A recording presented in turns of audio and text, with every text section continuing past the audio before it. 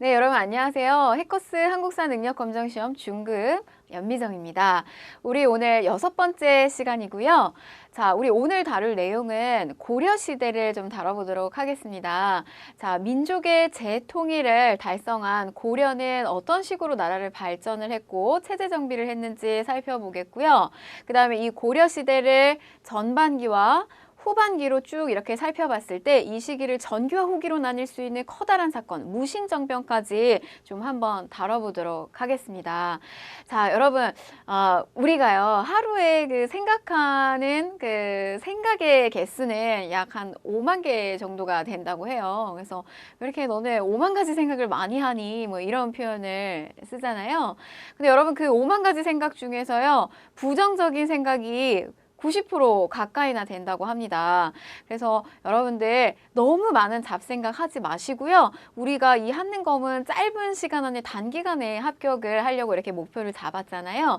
그러니까 항상 조금 더 긍정적인 생각을 많이 하시면서 오늘도 나는 한국사 정복할 수 있다. 여러분 목표를 향해서 달려갈 수 있게끔 제가 오늘도 고려시대 좀 잘 내용 설명해 드리도록 할게요. 자, 그러면 내용 들어가 보도록 하겠습니다. 기출주제 15번째고요. 고려의 후삼국 통일과 기틀 마련의 내용입니다. 그래서 보시면 결국에는 후고구려를 세웠던 이 신라 왕족의 출신이었던 궁예는 민심을 잃게 돼요. 그래서 막 많은 민중들한테 막 돌에 맞아서 죽었다 뭐 이런 이야기가 있을 정도였습니다. 그래서 결국에는 이 궁예가 축출이 된 다음에요. 신하들의 추대를 받아서 즉위한 이 태조 왕건이 결국에는 고구려 계승을 내세워서 국호를 고려로서 정하고 철원에서 다시 본인의 이제 근거지였던 송악으로 천도를 하게 됩니다. 그래서 원래는 사실 이제 궁예 밑에 있었을 때는 이 태조 왕건이 이제 궁예가 처음에 근거지를 잡았던 철원 지역에서 나라를 결국에는 건국을 했다가 나중에는 이 송악 지역에서 무역업을 통해서 본인의 집안이 가문이 성장을 했거든요. 그래서 본래 근거지로 다시 돌아오게 된 겁니다. 그래서 이 자리 근처에 그 개경으로 천도를 하게 되면서 고려의 수도 개경이 된다. 이렇게 정리하시면 될 것 같고요. 자, 그러면 이 고려의 후삼국 통일의 과정을 좀 살펴보게 되면 여러분 고려가 건국된 연도가 918년에 건국을 하게 되는데 문제는 아직은 이 고려가 달성해야 될 그 과제가 남아 있어요. 아직 신라도 여전히 남아 있고요. 그 다음에 후백제도 여전히 있습니다. 그래서 사실 순서적으로 보시게 되면 고려가 918년에 먼저 건국을 하고 난 다음에 순차적으로 이 나라들을 통일해가는 이런 후삼국의 통일 과정이 있었어요. 그래서 요거를 정리를 좀 순서를 해드리면 자, 고려군이 고창, 안동 전투에서 후백제 군에게 승리를 하게 돼요. 사실 이 안동 전투 이전에 이미 그 팔공산 전투라고 하는 그 전투에서 사실은 왕건이 참패를 하게 됩니다. 그런데 이제 거기에 대한 치욕을 사실 여기서 다시 갚게 되는데 이 안동 전투를 치를 때는 안동에 있는 호족들이 굉장히 이 왕건을 많이 도와줬다고 해요. 그러니까 그만큼 민심이 이미 왕건한테 많이 기울여져 있었던 상태였다는 거죠. 자, 그리고 이후에 신라 역시 좀 이렇게 폭력적이고 적대적으로 행동을 했던 후백제보다는 고려 쪽에 마음이 많이 기울었다는 거예요. 그래서 신라가 견훤에게 막 침입을 받고 어떠한 그런 타격을 입었을 때 왕건이 또 도와줬답니다. 그래서 이 신라 같은 경우는 마지막에 이미 기울어진 나라를 안고 이 경순왕 마지막 왕이었던 이 김부가 항복을 하게 되면서 평화적으로 그러니까 사실은 피 한 방울 흘리지 않고 왕건은 신라의 항복을 받아들이고 또 마지막 왕이었던 이 경순왕을 굉장히 또 사신관으로서 삼으면서 대우를 해줍니다.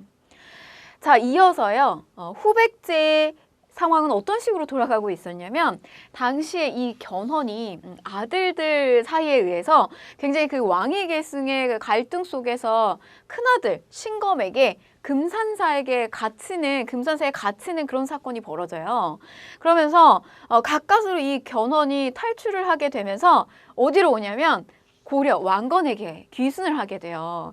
그래서 내가 저 아들놈 교육을 똑바로 제대로 못 시켰다. 내가 앞장설 테니 우리 후백제 마무리를 하자라고 하면서 오히려 이 후백제를 멸망시키는데 앞장을 서게 됩니다. 그래서 결국에는 고려군이 마지막 이 1, 2천 전투에서 견훤을 앞세워서 신검이 이끄는 후백제군을 격퇴하게 되면서 이 후백제는 멸망을 하게 됐고, 그다음에 우리가 후삼국을 통일을 하게 됩니다. 그래서 시기적으로 좀 순서를 살펴보게 되면 918년에 고려가 건국이 됐고요. 그다음에 고창전투 승리하고 신라 경순환 항복, 그다음에 견훤이 들어와서 마지막 1, 2천 전투에서 신검이 이끄는 후백제를 멸망하면서 후삼국의 민족의 재통일을 다시 한번 완성시킨다. 이렇게 보시면 되겠습니다. 자, 그래서 이렇게 통일을 완성시킨 태조 왕건의 업적을 좀 살펴보면요. 자, 태조 왕건은 발해가 멸망을 하자 고려로 망명한 발해의 왕자까지 대우를 해줘요. 포용하면서. 이제 이런 모습들에서 사실은 태조 왕건이 여러 그 민중들의 민심을 막 얻고 또 여러 가지 신임을 얻게 되는 그런 사건들이죠. 그래서 신라를 통합하고 후백제를 멸망시켜서 민족의 재통일을 완벽하게 이룬다라고 하는 어떤 상징적인 이런 내용들을 볼 수가 있어요. 그래서 발해까지 우리 그 이전에 신라가 삼국을 통일했을 때는요 남쪽만 통일했잖아요. 그래서 이 신라의 삼국 통일에 가지고 있는 한계는 당나라 외세의 힘을 끌어들여가지고 결국에는 이북 지역에 있는 영토를 확보하지 못했다는 어떤 그런 아쉬움을 안고 출발했는데 고려 같은 경우는 그거를 완전히 다 포용을 했다라고 하는 거죠. 자, 그다음에 이제 민생 안정 정책을 실시를 하게 됩니다. 원래 보통 이제 나라가 건국이 되면요, 제일 먼저 하는 거는 민심을 얻는 거예요. 그러면은 민심을 얻기에 가장 좋은 건 뭐냐면은 수확량, 그러니까 세금을 낮춰주는 거죠. 그래서 이런 것들은 사실 국가가 탄생되면 초창기에 왕들에게 보여지는 모습이에요. 자, 어떻게 해주겠냐? 취민 유도, 백성한테 취하는데 세금을 취하는데도 일정한 법도가 있다라고 하는 거예요. 그래서 원칙으로 조세를 수확량의 10분의 1로 낮추고요. 또 흑창이라고 하는 빈민구제, 뭐 구휼제도 이런 것들을 기관을 설치를 하게 됩니다. 돈을 빌려주는 거라고 생각하시면 되겠고요. 자, 그 다음에 호족을 통합을 해야 되겠죠. 왜냐면 우리가 앞에서 그 고창전투에서도 살펴봤다시피 왕건이 이 전투에서 승승장구할 수 있었던 이유, 호족들이 많이 도와줬고요. 그 다음에 당시에 신라가 기울어져 가고 있을 그 후삼국 시대 무렵에는 결국에는 각지에서 이런 왕건, 견훤, 궁예 같은 그런 호족들하고 맞먹는 그런 호족들이 굉장히 곳곳에 많이 성장을 하고 있었다는 거예요. 그래서 그런 호족들을 제대로 통합을 하려면 이들에게 이제 밀당을 잘해야 되는 거죠. 그래서 공신에게는 왕씨성을 또 하사를 하고요. 또 유력, 호족하고는 또 결혼, 혼인 제도를 통해서 이렇게 제대로 된 결속력을 다지죠. 그래서 뭐 부인이 29명이나 됐다고 합니다. 그리고 자식들은 뭐 30명이 이제 넘었죠. 그래서 사실은 초창기에는 이 태조 왕건이 이러한 호족 통합 정책 중에서 이 혼인 정책으로 여러 가지 혜택을 많이 받지만 이후에는 그렇게 자식들이 많았기 때문에 그게 나중에 왕위 계승권의 그 다툼을 가져오게 되는 또 원인이 되기도 해요. 자, 그 다음에 이 시기에는 그 왕을 자기를 왕위에 앉히고 그 다음에 고려라고 하는 나라를 세우는데 공을 세웠던 사람들에게 역분전을 또 지급을 해줍니다. 자, 그러면은 요번에는 호족을 통합책, 이런 식의 어떤 당근책을 줬다면은 이들을 또 채찍질을 할 수 있는 견제책이 필요하죠. 그래서 이런 견제책으로는 뭐가 있었냐면 사심관 제도가 있고요. 그 다음에 기인 제도가 있어요. 자, 그런데 저 사심관 제도에는 사실은 조금 양면성이 있습니다. 어떤 양면성이 있냐면 이 제도는 잘 들여다보면은 그 중앙에 있는 고관을 이 고관들이 자기 출신지를 잘 알 거 아니에요. 그러니까 왕보다 자기 출신지가 어떻게 굴러가는지 어떻게 돌아가는지를 더 잘 알 거란 말이죠. 그러니까 자기 출신지를 너가 거기를 좀 관리를 해라 라고 하면서 일정 부분 책임을 지어주고 사실은 어떤 존중을 해주는 그런 의미가 있어요. 그래서 그 신라의 마지막 왕이었던 경순왕을 예를 들면 우리가 국가가 통합이 됐다고 해서 그 마지막 왕을 뭐 아주 이렇게 뭐 천민으로 내린다든지 아니면은 아주 그 어렵게 살게 한다든지 뭐 이렇게 하면 민심이 흉흉해지죠. 그리고 반란 세력들이 많이 생긴단 말이에요. 그런데 그 지역 경주 일대에 있는 그 신라의 지역은 너가 더 잘 아니까 네가 그 지역의 사신관이 돼서 다스려라 라고 하는 어떤 대우를 좀 해주는 것 같지만 실질적으로는 그 지역에서 대신에 무슨 일이 일어났을 때는 책임을 같이 묻는 이런 연대 책임이 있어요. 그러니까 말하자면 연좌제가 걸려 있는 거죠. 그래서 조금 이 사신관 제도는요, 어떤 그 호족의 통합책과 견제책이 좀 이중적으로 들어가 있다. 이렇게 좀 이해를 하시면 좋을 것 같아요. 자, 그 다음에 이 기인 제도는 좀 철저하게 견제책인데요.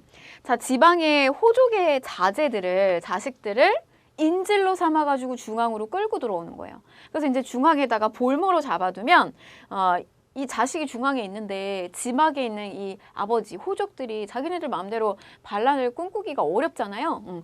그래서 이런 호족 세력들을 견제하기 위한 일종의 인질 정책이었다는 거죠. 그래서 이런 식의 이제 호족 통합책과 견제책이 있었다라고 정리하시면 되겠고요.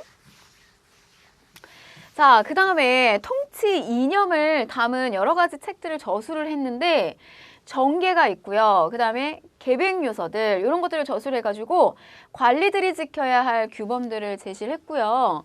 그 다음에 또 훈요 10조를 반포해서 이 훈요 10조 같은 경우는 후대 왕들에게, 내 후손들에게 앞으로 네가 왕위에 올랐을 때 이러이러한 정책을 펼쳐라 라고 하는 10가지의 조항을 정책을 제시를 했어요. 그래서 보시면은 요거 조금 구분을 지으시면 좋은데 훈요 10조는 왕들에게, 이 정계와 계획요서는 관리들의 지침서예요. 그래서 이런 것들을 조금 구분을 시키면 좋을 것 같다라고 하는 거 보시면 좋겠고요. 자, 그 다음에 우리 북진 정책을 실시를 했는데 태조 왕건은요 초창기부터 이렇게 북진 정책의 기지로 삼아서 우리가 보면 고려 같은 경우는 수도가 개경을 자리 잡고 있었는데 이 개경보다 조금 더 올라가 있는 서경, 평양의 일대를 굉장히 중요시했다는 거예요. 그래서 자꾸만 북으로 이렇게 옛 고구려의 영토를 되찾으려고 하는 그런 욕심을 계속해서 가지고 있었다는 거죠. 그래서 초창기에 만북의 사건을 일으키는 등 발해를 멸망시킨 거란에 대해서 아주 그 강경책을 또 실시를 하기도 합니다. 그래서 거란 쪽에서 이제 낙타를 보내오는데요. 그 낙타를 이제 우리가 좀 교류를 잘 해보자라고 해서 이제 어떤 화해 액션으로 보내옵니다.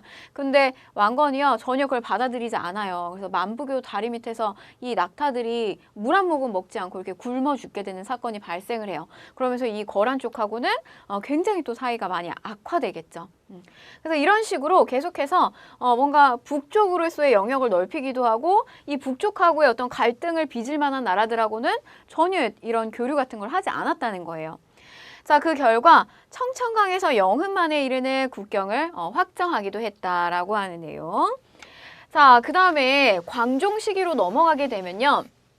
여러분 그 고려의 왕들은 태조가 있고 태조 왕건이 있고요. 그 다음에 중간에 해종, 그 다음에 정종, 그 다음에 강종이에요. 근데 이 해종과 정종 시기 때는 특별하게 업적이 없어요. 그러니까 결국에는 왕건이 정책을 잘했지만 이후에 너무 아들들을 많이 낳다 보니까 그 아들들 사이에서 왕위 계승권에 의한 그런 쟁탈전이 막 벌어지면서 뭐 그럴싸한 어떤 그런 정책을 내놓지 못하고 금방 일찍 죽게 되고 왕위에서 내려오게 되고 합니다. 그러다가 다시 한번 왕권 강화를 제대로 하는 왕이 등장하는데 그게 누구냐면 바로 광종이에요. 그래서 이 광종을 잘 보셔야 됩니다. 자, 왕권 강화 정책을 실시하는데 이 광종은 왕권이 불안정한 시기에 즉위를 했죠. 앞에 굉장히 불안했고요. 그러면서 이제 호족 세력들을 누르고 왕권을 강화하기 위한 정책들을 하나씩 실시를 하게 되는데 주요 정책을 보시면 노비안건법을 실시를 하게 돼요. 그래서 노비안건법을 실시를 해서 공신과 호족 세력의 경제적 군사적 기반을 약화시켜요. 자, 이거 무슨 말이냐면 양인들 중에서 억울하게 노비간 애들을 검사를 해가지고 다시 양인으로 돌리는 거예요. 근데 국가 차원에서는 노비보다 양인이 많은 게 훨씬 좋아요. 왜냐? 이 양인들은 세금을 내니까요. 근데 이 노비들은 세금을 내는 존재가 아니라 사실은 물건으로서 재산으로서 이렇게 신분을 굉장히 차별받는 존재들이었단 말이죠. 그래서 결국에는 이 노비들이 많다라고 하는 거는 귀족들의 재산이 많다라는 얘기랑 똑같은 거예요. 국가 차원에선 좋을 게 없어요. 자, 그래서 이들을 다시 양인을 돌리는 정책을 펼쳤고요. 그 다음에 쌍기, 후주의 중국의 쌍기의 건의에 따라서 과거 제도를 이때 처음으로 실시합니다. 그래서 여러분들 과거 제도 하면 우리 보통 조선시대 떠올리시는데요. 과거 제도의 처음 시작은 고려시대 광종이에요. 그러나 이제 이때 실시는 됐지만 저 과거 제도가 그렇게 고려 사회에서 고려 국가에서 그렇게 크게 뭐 많이 이렇게 중요한 위치를 차지하지는 않습니다. 자. 그 다음에 역시 이 공복제정은 중요합니다. 옷의 색깔, 옷의 관리들의 옷의 색깔을 관등에 따라서 맞춘다는 거예요. 그래서 지난번에도 얘기했지만 우리가 교복을 입고 있으면 어떤 행동에 제약이 오잖아요. 자유방탕하게 막 할 수는 없잖아요. 그래서 보시면은 이거를 뭐 색깔에 따라서 자주색, 단색, 비색, 녹색 이런 식으로 색깔을 구분을 지으면 이들이 이렇게 돌아다닐 때 아, 제가 몇 등급이구나, 제 뭐 어느 정도의 수준이구나 이런 것들이 다 판단이 된다는 거죠. 자, 역시 이렇게 관리에 위계 질서를 확립한다라고 하는 내용이 있고요. 그 다음에 연호를 사용했어요. 자, 스스로 황제라고 칭하고요. 국왕의 권위를 높이기 위해서 광덕, 준풍 등의 독자적인 연호를 사용하는 이런 칭제, 황제를 칭하고 연호를 세운다라고 하는 칭제 권언을 하게 됩니다. 아주 강력하게 왕권강화를 하는 걸 볼 수가 있고요. 자, 다음에 이제 경종 시기로 들어가게 되면 이 경종 파트부터는 왕의 업적부터는요. 경제 파트에 조금 집중해서 보시면 될 것 같아요. 자, 이 시기 때 전식과 제도가 실시가 되는데 이 전식과 제도는 말 그대로 관리들의 월급이에요. 관리들의 월급을 어떻게 줬느냐. 근데 그게 경종 시기 때 전식과 제도가 처음 실시가 됐다. 이렇게 보시면 되겠고요. 요거는 좀 경제 파트에 가서 좀 자세하게 다루도록 하겠습니다. 자, 다음 때의 왕은 성종입니다. 성종인데요. 이 성종도 광종만큼이나 아주 중요한 왕이고요. 자, 보시면 고려에도 성종이 등장하고요. 조선에도 성종이 등장해요. 그런데 저 성이라고 하는 뜻은 무언가 문물을 완성시킨 왕이에요. 그래서 특히 이 성종이 나오는 때 이 왕의 업적은 굉장히 많아요. 업적의 내용들이. 그래서 보시면 고려는 기본적으로 불교의 국가입니다. 불교의 국가인데 이 성종 시기 때 와서는요. 정치적인 이념으로는 유교를 쓰자라고 하는 제안을 해요. 누가? 자, 이 최승로라고 하는 인물이 시무 28조를 제안을 하게 됩니다. 그래서 그걸 이제 성종이 받아들이면서 자, 우리가 이 시무 28조 안의 내용에는 이런 이야기가 담겨져 있어요. 우리가 어떤 그 민중들의 정신적인 이념으로서는 불교를 삼고 가지만 정치적인 시스템으로 현실 정치를 할 때는 유교를 가지고 간다. 이런 이야기를 하게 돼요.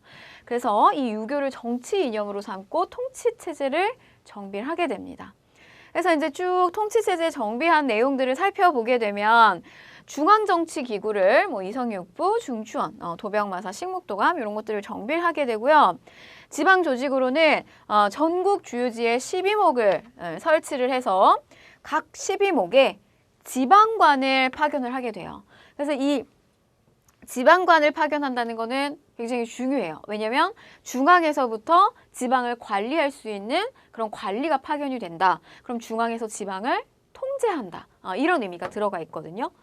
자, 그 다음에 교육제도 개경에서 국자감, 국립대학이 설립됐고요. 자, 여러분 이런 것들은 표현이 좀 헷갈릴 수 있어요.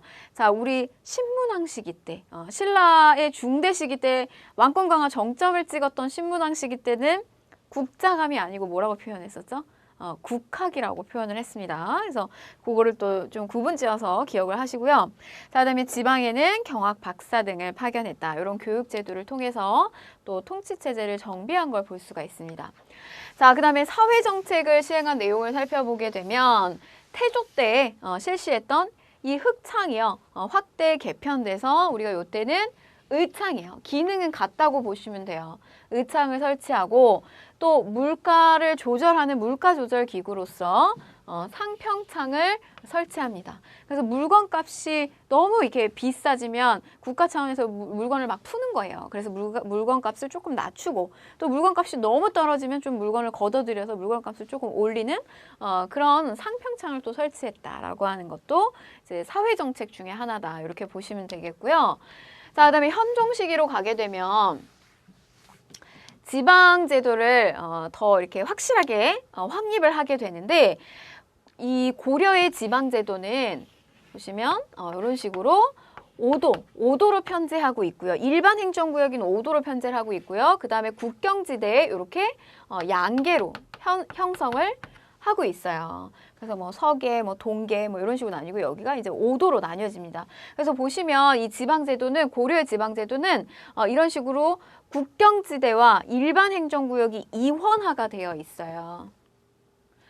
자, 고려의 중앙정치 조직을 살펴볼 텐데요. 자, 보시면은 고려 같은 경우도 역시 우리 발해에서 한번 살펴본 것처럼 우리 중국 당나라의 삼성육부제를 수용해서 일정한 틀을 만드는 걸 볼 수가 있어요. 그래서 보시면은 자, 그런데 이제 당나라의 어떤 정치의 조직을 가지고는 왔지만 고려만의 또 독자성도 보입니다.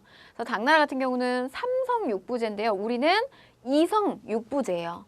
그래서 이 중서성과 문화성을 합쳐서 중서문화성과 그 다음에 이렇게 상서성이 있는 이성체제로 움직인다라고 하는 거죠. 그래서 중사문화성 같은 경우는 중앙에 최고 관서고요. 여기 이제 장관이 있어요. 그 장관을 지칭하는 용어가 문화시중이었고요. 이 문화시중이 이제 국정의 전반을 총괄하고 또 이 안에는 재신과 그 다음에 이제 낭사라고 하는 직책으로 구성이 되어 있습니다. 자, 그런데 실질적으로는 행정 업무를 집행하는 기구는 어디냐면 이 육부에서 하는 거예요. 이 상서성에 딸려 있는 육부에서 딸려 있는데 이 육부는 보게 되면 이부, 병부, 호부, 형부, 예부, 공부로 구성되어 있어요. 그래서 우리 중앙부처 살펴보시면 뭐 교육부 장관, 그다음에 뭐 외교부 장관 뭐 이런 식으로 나뉘어져 있잖아요. 그래서 보시면 우리 뭐 외교부 장관 같은 경우는 뭐 이런 예부랄지, 그다음에 뭐 교육부 장관도 마찬가지로 뭐 예부 안에서 뭐 여러 가지 뭐 과거 제도를 실시한다든지 그런 것들이 좀 보이고요. 그다음에 국방부 같은 것들은 이런 병부 이런 거 떠올리시면 될 것 같아요. 그래서 이렇게 행정부서가 6개의 부서로 나뉘어져 있어서 실제 행정 업무를 담당한 것은 이 육부다라고 하는 거죠. 자, 그래서 이걸 표로 좀 살펴보시면 이런 체제를 유지하고 있는데 왕 아래 중서문화성과 상서성 그리고 상서성 안에 이렇게 육부가 쭉 딸려져 있어요. 그리고 기타 기구로는 뭐 중추원, 어사대, 삼사가 있고요. 그 다음에 이 고려시대에는 고려의 중앙정치기구에는 어떤 그 독자적인 기구가 2가지가 보이는데 이 도병마사와 식목도감이라고 하는 거죠. 그래서 이거는 중국에서는 보이지 않는 거예요. 자, 그러면은 이게 특징이 어떤 게 들어가 있는지 좀 살펴보면 자, 중추원 같은 경우는 추밀과 승선으로 구성이 되어 있어서 각각 이제 군사기밀을 담당하는 추밀이 있고요. 그다음에 왕명의 출납을 담당하는 승선이 있어요. 저 이제 왕명 출납은 왕의 명령을 받고 내보내고 하는 역할이 이제 승선이 하는 거고 이게 나중에 조선시대로 가게 되면 승정원이 돼요. 그래서 그런 어떤 왕명의 출납이나 이런 것들을 기록해 놓은 게 이제 나중에 승정원 일기가 되는 거고요. 자, 그 다음에 이제 삼사라고 하는 기구가 있는데 이 삼사는 화폐와 곡식의 출납 그리고 회계를 담당하는 기구가 바로 삼사였고요. 그 다음에 우리의 어떤 독자적인 고려만의 독자적인 기구를 보여주는 요 도병마사는 재신하고 추밀, 즉 이렇게 말하자면 관리의 어떤 관직의 등급수가 굉장히 높은 고위관직층의 재신과 추밀이 모여서 이들이 국방 및 군사의 문제를 논의했던 임시기구가 도병마사예요. 자, 이게 나중에는 고려 후기 충렬왕쯤에 가게 되면 명칭이 도평의사사로 그리고 또는 뭐 도당으로다가 이렇게 개편이 되면서 최고 정무기구로 발전을 하게 됩니다. 자, 다시 말해서 그냥 국방과 군사 문제를 다루는 논의하는 임시회의기구일 뿐이었어요. 그런데 이게 고려 후반기로 가게 되면 국정의 전반을 아우르게 되는 어떤 최고 정무기구로 발전이 된다라고 하는 거죠. 그러면서 조금 변질이 되기도 합니다. 자, 그다음에 이제 식목도감 역시요. 재신과 추밀이라고 하는 2품 이상의 고위 관리들이 모여가지고 법제와 시행, 시행 규정, 격식 등을 다루던 입법기구였어요. 그러니까 국내의 어떤 입법기구라고 보시면 돼요. 그래서 이렇게 도병마사와 식목도감은 귀족들의 예전 어떤 그 회의체, 기구, 회의하던 그러한 모습이 여기에 아직 이렇게 잔존하고 있는 거죠. 그래서 왕권을 지나치게 강화하는 그런 모습이 또 한편으로는 보이면서도 한편으로는 귀족들의 회의기구인 이런 귀족적 성격이 또 여전히 남아있는 걸 볼 수가 있습니다. 자, 다음에 어사대는 무슨 역할을 하냐면 정치의 잘잘못을 논하면서 관리를, 그러니까 만약에 예를 들면 공무원이 되거나 우리가 이제 관리가 되잖아요. 그러면은 그 관리도 또 감찰하는 기구가 필요하죠. 이 관리가 제대로 일은 하고 있나 그런 것들이 이제 감찰하는 기구가 필요한데 그게 바로 어사대라고 하는 거예요. 그래서 관리를 감찰, 탄핵하고 풍기, 단속하는 임무를 수행했던 게 어사대다. 자, 그 다음에 대간이라고 하는 게 있는데요. 이 대간은 어사대의 관원과, 그쵸? 어사대의 일부 관원과, 그 다음에 중서문화성의 낭사로 이렇게 구성이 됩니다. 그래서 이 어사대와 낭사가 둘이 같이 일을 말하자면 이제 협업해서 같이 하는 거예요. 이거는 어떤 기능을 가지고 있냐면 이 어사대가 가지고 있었던 기능, 그런 것들을 같이 한다라고 보시면 돼요. 그래서 이들의 내용, 가지고 있는 그 역할들 살펴보게 되면 간쟁, 국왕의 비행에 대해서 간언 드리는 거예요. 사실은 이제 이거는 목숨을 내놓고 거의 그냥 직언하는 거죠, 직언. 그리고 봉박은 잘못된 조칙에 대해서 시행을 거부하고 돌려보냅니다. 그러니까 설령 왕이 뭔가 이렇게 하자라고 했을 때 그게 마음에 탐탁지 않거나 이게 옳지 않다라고 여기면 되돌려 보내는 거예요. 자, 그 다음에 서경 같은 경우는 관리를 임명하거나 또 법령을 개정하거나 폐지할 때 이럴 때 자신들이 이제 동의를 할 수도 있고 거부할 수도 있는 거예요. 그래서 실질적으로 보게 되면 이 대간이 하는 역할은 어떻게 보면은 왕권을 조금 견제할 수 있는 그런 역할을 할 수 있다는 거죠. 권한이 생각보다 굉장히 조금 센 그런 중앙정치 조직이라고 보시면 되겠어요. 자, 이 지방행정조직을 좀 다시 구체적으로 볼 텐데요. 앞에서 이미 제가 지도로 이렇게 설명을 드렸어요. 그래서 오도양계 이런 식으로 구성이 된다라고 설명을 드렸는데, 자, 이 일반 행정구역에 해당하는 이 오도에는 누가 파견이 되냐? 안찰사가 파견이 됩니다.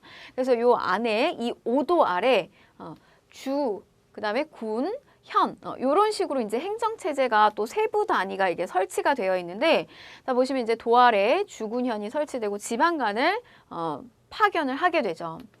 자, 그다음에 이 지방관이 파견된 주현이 있고요. 그다음에 지방관이 파견되지 않는 속현이 있어요. 자, 다시 말하면 도 밑에 주가 있고요. 무슨 주, 그다음에 그 주 밑에 무슨 군, 또 그 군 아래 무슨 현, 이렇게 들어가는 거예요.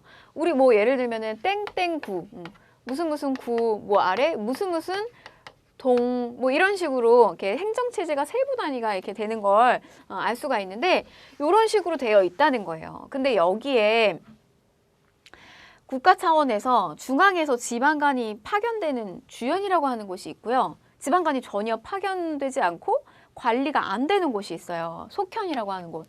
그런데 이 고려시대는 아직까지는 이 지방관이 파견되는 곳보다 파견되지 않는 속현이 아직은 많았다는 얘기죠. 그러니까 행정체제가 아직 제대로 이렇게 완비가 되어 있는 상태는 아닌 거예요. 그래서 이 고려시대는 속현의 수가 더 많았다. 이렇게 보시고요. 자, 그 다음에 국경지대에 해당하는 양계는 군사행정구역으로 여기에는 병마사가 파견이 됩니다. 그래서 여기에 병마사가 파견이 되고요. 그 다음에 이 오도에는 안찰사가 파견이 되는 거죠. 자, 그 다음에 말단 행정조직, 그러니까 제일 말단에 해당하는 촌이라고 하는 곳에서는 토착 세력인 요 촌장이 통치를 하게 되고요.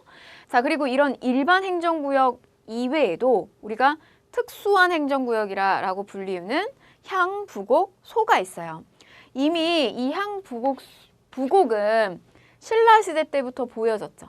그런데 이 시기에 오게 되면 고려시대에 오게 되면 어떤 여러 가지 그 물품을 만들어 가지고 납부하는 그런 소라고 하는 것도 생깁니다.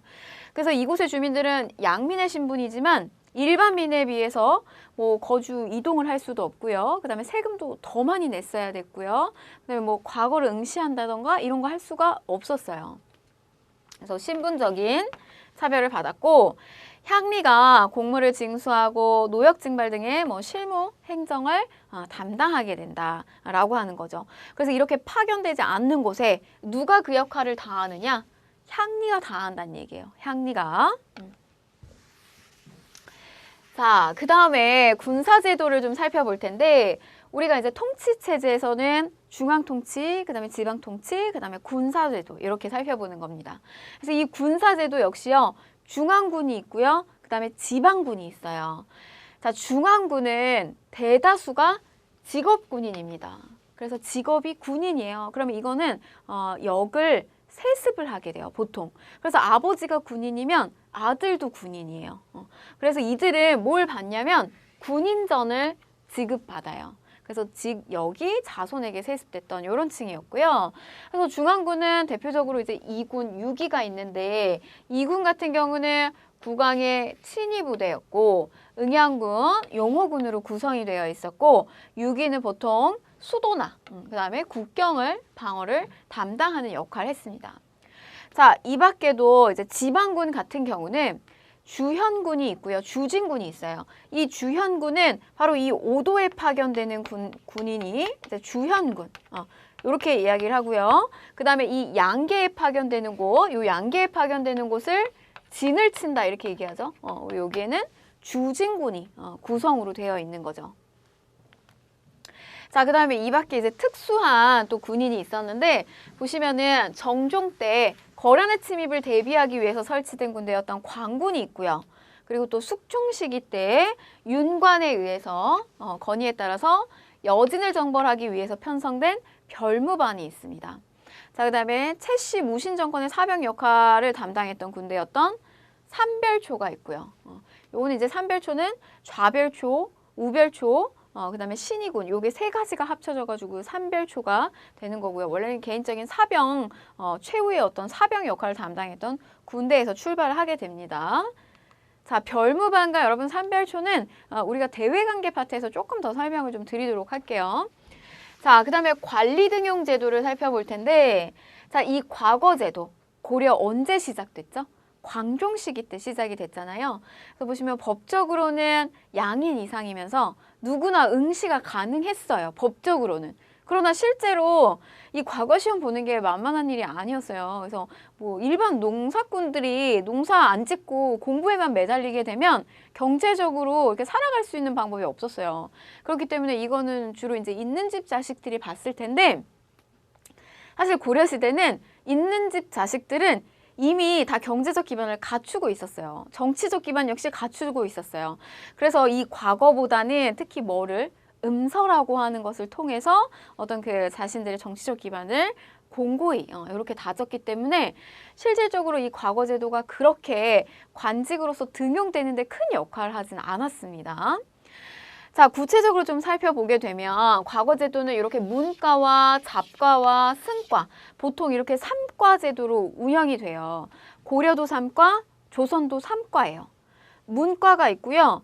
근데 우리 그 무인들을 뽑는 무과가 고려시대 때는 없어요. 요게 하나의 특징이고 잡과가 있고 대신에 뭐가 하나 추가로 들어오냐면 불교 국가였던 고려, 승과가 있습니다. 반대로요. 조선 같은 경우도 3과인데요. 조선은 문과가 있고요. 무과가 있어요. 그리고 잡과가 있어요. 대신에 뭐가 빠지냐? 이게 빠져요. 승과가 빠집니다.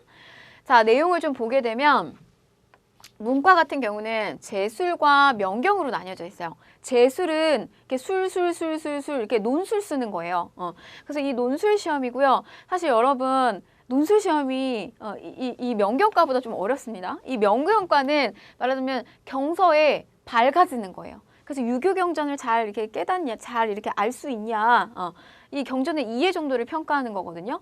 말하자면은 좀 이걸 쉽게 이해하시려면 얘 객관식, 그다음에 얘는 서술형, 주관식 이렇게 생각하시면 되겠는데 이 제술가가 어려워요. 그래서 여러분들 만약에 이 한능검이 이렇게 서술형으로 나와가지고 여러분들 주제작부 이렇게 막 써야 된다고 하면 굉장히 어려우실 거예요. 그래서 이거 사실은 제술가를 굉장히 쳐줍니다. 명경과보다 제술가를 훨씬 더 중요하게 여기고 실제로 이 제술과에 합격한 사람들의 관직이 조금 더 대우가 더 높아요. 자, 그 다음에 이때 당시에는 시험관인 지공거가 있고요. 그 다음에 합격자를 문생이라고 하는 이런 독특한 사제관계가 형성이 됐어요.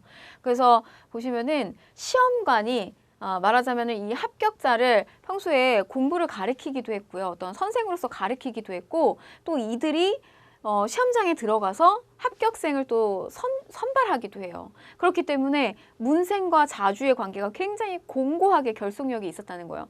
너가 누구의 제자냐, 너는 누가 스승이었느냐, 이런 관계가 굉장히 밀접했다는 거죠. 자, 그리고 이제 잡과, 요거는 이제 기술관을 뽑는 시험이었어요. 기술학 시험이었고, 승과 역시 이제 승려들을 대상으로 했던 과거제도입니다. 그래서 이 승려 같은 경우는 역시 교종이 있고 선종이 있기 때문에 교종을 뽑는 또 시험제도, 선종과 관련된 승려를 뽑는 시험제도가 두 개로 또 나뉘어져 있었고요. 자, 이제 다음에 나오는 게 바로 이제 음서인데요.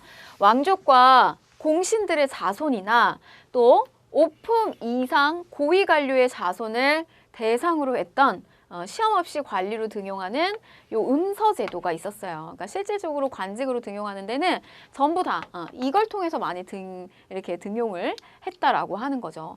말하자면 이제 아빠 백인 거죠. 아버지의 어떤 그 오품 이상의 관리면 자식은 그냥 저 정도 급으로는 자연스럽게 올라갈 수 있는 거예요. 특별한 노력 없이도. 자, 그래서 보시면요. 고려 사회는 여전히 이런 어떤 그런 귀족 사회의 그런 특징이 남아 있어요. 지방의 이 호족들이 출발해서 왕건 같은 경우도 무역업을 통해서 성장한 호족 출신이거든요. 그래서 이 지방의 호족과 신라의 이 육두품 출신 중에서요. 여러 대에 걸쳐서, 그러니까 한 대 그치는 게 아니라 여러 대에 걸쳐서 고위 관직자를 배출한 이러한 가문들을 우리는 가문 대대로 문벌 귀족으로 성장했다. 이렇게 표현을 합니다. 이들이 문벌 귀족이에요. 적어도 한 3대 이상은 계속해서 귀족 가문이 유지가 돼야 되는데 보시면 이들이 가지고 있는 특권이 계속해서 세습이 됐다는 거죠. 자, 음서. 방금 앞에서 살펴봤던 오품 이상. 아버지 오품 이상이면 그대로 관리에 이렇게 등용될 수 있는 그런 권리고요. 정치적인 어떤 특혜. 그 다음에 공음정 같은 경우도 마찬가지로 이들이 가지고 있었던 토지예요, 토지. 그래서 이거 역시 세습을 할 수가 있었고요. 그래서 이러한 권력과 경제적 특권을 독점하면서 신진 세력들하고의 어떤 갈등, 이런 것들이 일어났다라고 하는 거죠. 자, 그래서 문벌 귀족의 어떤 이런 폐단이 아주 수면 위로 드러난 대표적인 사건이 바로 이 이자겸의 난이에요. 이 이자겸은 경원이 씨 가문인데요. 가문 대대로 혼인을 해가지고 그 자신들의 권력을 굉장히 아주 높이는데 그런데 아주 혈안이 되어 있었던 가문이거든요. 근데 자신들의 가문을 높이기 위한 가장 좋은 혼인의 방법은 혼처는 그 왕씨를 선택하는 거예요. 그래서 이 이자겸의 일대 이 경원이 씨 가문은요, 가문 대대로 왕씨라고 중첩된 혼인 관계를 맺으면서 정권을 유지를 하게 됩니다. 그래서 뭐 이자겸 같은 경우도 자기의 딸을 막 왕에게 뭐 그 전 때 왕에게도 딸을 보내고 그 다음 때 왕에도 딸을 보내고요. 그래서 이 인종 같은 경우는 이 이자겸이 자신의 외할아버지이기도 하면서 자신의 장인어른이기도 해요. 이게 완전히 그 혼인 자체가 중첩되어 있는 거죠. 콩가루죠, 완전히. 그래서 이 이자겸이 권력을 독점을 하면서 예종이나 인종의 측근들의 불만이 점차적으로 커지면서 이 정치적 갈등이 굉장히 고조가 됩니다. 그러니까 외척이 말하자면 힘이 너무 세지니까 왕을 중심으로 한 측근 세력들이 불만이 계속해서 쌓일 수밖에 없겠죠. 그래서 인종이 이자겸을 제거하려고 하자 이자겸 쪽에서 이제 먼저 난을 일으키게 됩니다. 그래서 자신의 어떤 오르팔이었던 이 척준겸하고 같이 함께 난을 일으키는데 권력을 장악한 이 이자겸이 권력 유지를 위해서 당시에 여진족의 나라가 금으로서 성장하면서 금나라로 성장하면서 우리한테 4대 요구를 해요. 이때 당시에. 그래서 사실 이 이자겸의 난은 어떤 이런 정치적인 상황과 외교적인 상황 속에서 갈등이 맞물린 거예요. 그래서 보시면 여진족은 우리가 그전에 굉장히 이렇게 좀 무시했던 그런 민족이거든요. 문물도 보면은 우리가 뭐 이렇게 쌀도 전해주고 곡식도 전해주고 이랬던 나라였단 말이에요.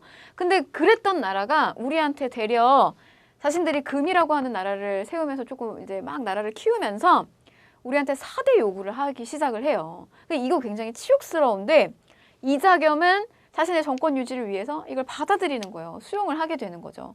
그러니까 이제 더 이상 이 이자겸을 두면 안 되겠다라고 하는 어떤 정치계의 갈등이 굉장히 심해졌던 거죠. 자, 인종이 척춘경을 회유를 합니다. 너 우리 쪽으로 와가지고, 너 우리 쪽으로 와서 날 도와주면 너 일정한 이렇게 관직이나 어떤 특혜들 이런 것들 다 보장해주겠다라고 하면서 이 척춘경을 회유를 해요. 그래서 금방 또 돌아서게 되죠. 척춘경이. 그래서 회유를 하면서 결국에는 이 이자겸을 제거하는 데 성공을 하게 돼요. 그러니까 이자겸이 나는 실패하게 된 거죠. 이 역사라고 하는 게요. 약간 한 끗 차이인 것 같아요. 사실 이 척춘겸이 회유되지 않았다면 그 다음의 사건은 어떤 식으로 흘러갔을지는 잘 모르겠어요. 이자겸이 이제 끝까지 정권을 잡아가지고 이게 완전히 그 외척의 손에 왕실이 넘어가느냐 이런 상황이 왔을 수도 있었을 텐데 이 인물이 탁 마음을 바꾸는 바람에 사실은 왕권 쪽으로 힘이 이렇게 다시 실리게 되죠. 자, 그래서 이자겸이 제거되고 자 이후에 역시 배신의 아이콘 이 척춘경도 마찬가지로 축출을 하게 되면서 나는 진압이 됩니다. 자, 결과적으로 살펴보게 되면 왕궁이 이제 불타고 왕실의 권위가 떨어지게 되죠. 뭐 어쨌든 이 이자겸 자신하고 계속해서 어떤 그 혼인 관계를 맺으면서 이제 외척이었고 그렇기 때문에 개경이라고 하는 곳이 이미 이제 좋은 기운은 다 했다. 우리 그 어떤 지리적인 관점을 적용시켜가지고 이 지역은 이제 기운이 다 했기 때문에 다른 지방의 어떤 좋은 길지 이런 데를 찾아야 된다라고 했던 이념이 뭐였죠? 그게 풍수지리설이었잖아요. 자, 거기서 끌고 들어온 게 바로 뭐냐면 자, 우리 이제 어디로 가야 된다? 서경으로 가야 되겠다라고 하면서 서경길지설이 대두가 돼요.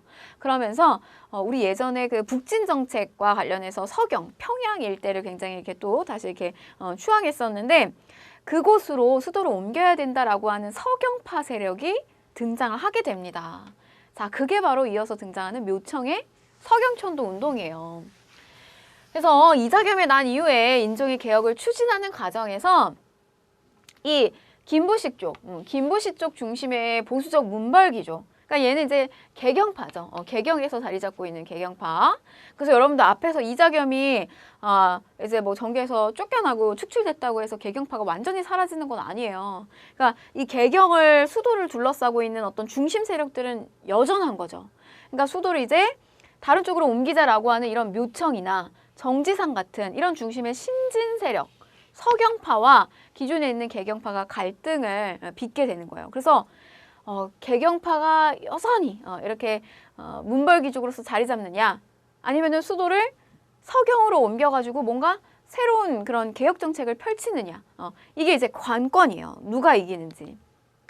자, 전개되는 과정을 살펴보게 되면 서경파가 서경에 이제 대학궁을 건설할 것과 금나라한테 어떻게 사대하느냐, 금국 정벌해야 된다, 그리고 칭제 권원해야 된다, 황제칭하고 연호해야 된다 등을 주장하면서 서경천도를 추진을 하지만 그래서 인종이 일면 이렇게 뭐 대학궁을 건설하고 하는데 뭐 힘을 같이 이렇게 보태기도 하고 좀 이렇게 가만히 지켜보기도 하고 오히려 이렇게 묘청의 일을 완전 반대하진 않아요. 근데 주변에서 이 개경파들의 엄청난 반대와 그리고 심지어 이 대화궁이 또 막 폭우가 쏟아지고 번개를 맞아서 저 대화궁이 완전히 부서집니다. 그러면서 결국에는 이 묘청의 이 서경으로 옮기려고 하던 저 서경파의 어떤 저런 계획이 좌절이 돼요. 그렇게 되면서 결국에는 이 묘청이 할 수 있는 방법, 난을 일으키는 방법. 그래서 이런 일들이 좌절되니까 결국에는 묘청이 서경천도 운동을 벌여서 난을 일으키게 되죠. 그래서 자체적으로 국호를 대비국으로 만들고요. 나라를 아예 하나 더 만들어버린 거예요. 그리고 연호를 천계라고 하고 난을 일으켰지만 결국에는 약 1년 만에 김부식이 이끄는 관군에 의해서 진압을 당합니다. 진압을 당해요. 그래서 결국에는 묘충의 서경천도 운동은 실패하고 말았어요. 자, 이 서경의 지위는 당연히 하락됐고요. 개경파 등 보수적인 문신 세력, 이 문신 세력들이 여전히, 그러니까 기존에 있는 어떤 뿌리 깊게 자리 잡고 있는 이 권력층을 뭔가 이렇게 새롭게 몰아내고 새로운 신진 세력이 들어온다라고 하는 거는 쉬운 일이 아니에요. 그래서 점차적으로 이들에 의해서 무신에 대한 차별도 점차 더 심해집니다. 김부식을 중심으로 하는 개경파가 여전히 이렇게 강하게 자리를 잡고 있는 거죠. 자, 묘청이 난 이후에 무신을 하대하는 숙문, 천무가 계속해서 지속이 되고요. 군인전을 제대로 지급받지 못한 하급 군인들의 불만이 고조되는 현상, 이런 현상들이 앞에 있는 그런 연결선상에서 이어진다라고 하는 거예요. 자, 우리 지금 보시면은 문벌귀족사회와 무신정권의 어떤 기출주제 17번째인데요. 이 중에서 또 단독 문제로 나올 수 있는 게 바로 요 무신정권의 성립, 무신정변입니다. 이 무신정변은요, 고려라고 하는 사회를 전기와 후기로 크게 반을 자르게 되는 큰 사건이에요. 그래서 앞 시기에는 주도 세력이 문벌귀족이었어요. 그런데 이 무신들이 정권을 쥐게 되는 이 시점부터는 이제 이 무신들이 정권 권력을 꽉 쥐게 됩니다. 왕들이 힘을 못 써요. 자, 그래서 보시면 원인들이 일단 이러한 원인들이 있었고 또 당시에 왕으로 있었던 이 의종이 측근 문신 세력에게만 의존을 하고 사치를 하면서 실정한다고 하죠. 정치를 잃어버리는 거예요. 실정하고 백성들을 수탈하면서 민생이 피폐해집니다. 자, 그런데 어떤 사건이 일어나면요, 근본적인 이런 배경이 있고요. 이 사건이 일어나게 되는 직접적인 계기가 있어요. 폭발하게 되는 그 계기가 뭐냐면 바로 이 보현원 나들이 사건이에요. 나들이를 갔는데 그 나들이를 간 곳에서 이 문신들이 아주 이 무신을 굉장히 희롱하는 이런 사건이 벌어진 거죠. 뭐 그 이전부터 그랬습니다. 그 김부식의 아들이었던 김돈중이 아주 이렇게 나이가 많은 무신의 막 수염을 잡아당기고 막 불태우고 이렇게 희롱하는 일들이 막 비일비재했고요. 그 다음에 이 문신들이 막 여기 뭐 행차를 나가거나 하면 그런 가마를 쥐고 가서 보초 서는 역할들을 전부 또 무신들이 하기도 하고 그랬어요. 근데 이제 보현원 나들이에 가서 당시에 이제 상장군에 해당되는 아주 조금 품계가 비교적 있는 그 무신 노장을 데려다 놓고 젊은 장수와 이 수바키라고 하는 결투를 시킵니다. 이게 이제 오늘날의 좀 태권도의 모습하고 비슷한데요. 근데 당연히 나이 많은 장수가 아무리 그전에는 이렇게 날렸다고 해도 전투로 날렸다고 해도 이렇게 혈기왕성한 젊은 장수하고 맞붙었을 때는 제대로 힘을 쓸 수가 없겠죠. 그래서 이렇게 막 밀리면서 전투 이렇게 이 결투를 제대로 못 하니까 그 중에서 이제 한 명이었던 문신이 가가지고 이 노장의 뺨을 때리면서 이것밖에 못하느냐라고 하면서 이제 막 비아냥거린 거예요. 바로 이제 그 사건을 계기로 인해서 이 무신정변은 폭발하게 됩니다. 그래서 이 보현원 나들이가 맞춰지고 난 다음에요, 궁궐로 돌아와서 거의 그 문신들은 하나도 남기지 않고 제일 하급 관리였던 서리조차 전부 다 죽여라 라고 하는 지령이 떨어지면서 결국에는 이제 무신들의 세상이 오게 됩니다. 자, 이 정중부, 이의방, 이고 이들이 반란을 일으켜서 문신 세력을 제거하고 무신정변이 일어나게 되고요. 자, 의종은 폐위를 시키고요. 명종을 왕으로서 옹립하면서 무신 정권을 수립을 하게 돼요. 그래서 이어서 등장하는 왕들은요, 전부 이 무신들에 의해서 왕위에 올려져요. 자, 이 무신 정권의 성립 내용을 보면 초창기에 중방 정치를 실시하게 됩니다. 정권을 장악한 무신들은 이 중방이라고 하는 것을 중심으로 국정을 운영해요. 이 중방은 예전에 이 무신들이 원래 여기서 이제 뭐 여러 가지 회의도 하고 그랬던 기구예요. 그래서 이 시기에 와서 새롭게 생겨진 건 아니고요. 요게 조금 기능이 세진다라고 보시면 되겠고, 자, 집권자는 초창기에 정중부, 경대승, 그다음에 이음인 여러 차례 바뀌어요. 짧은 기간 내에.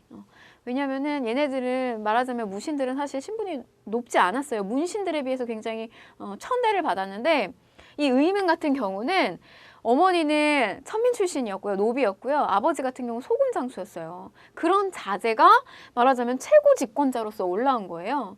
그러니까 이 시기는 아주 그 하극상이 굉장히 많이 일어났던 시기예요. 아랫사람이 윗사람을 치는 그런 일들을 비일비재하게 맞이했다는 거죠. 그러다가 최충원 시기 때 오게 되면 무신 집권이 조금 안정기를 갖게 됩니다.